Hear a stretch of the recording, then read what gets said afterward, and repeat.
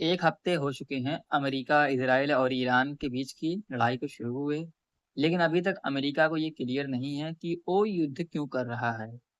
उसके पीछे उसका क्या मकसद था, उसका क्या मोटिव था।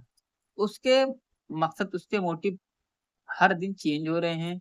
कभी वो कहता है कि हमें वहाँ पर लोकतंत्र लाना है, कभी वो कहता है कि हमें वहाँ का रेज़ीम चेंज कर देना है, कभी वो कहता है कि उन पर हमला होने वाला था इसलिए उन्होंने पहले हमले कर दिए। अलग-अलग टाइप के बयान आते रहते हैं।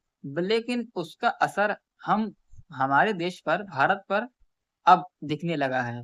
क्योंकि जो गैस के प्राइसेज़ थे, वो आज बढ़े हैं और आने वाले दिनों में तेल के प्राइसेज़ भी बढ़ेंगे और ओवरऑल जो महँगाई है, वो बढ़ेगी।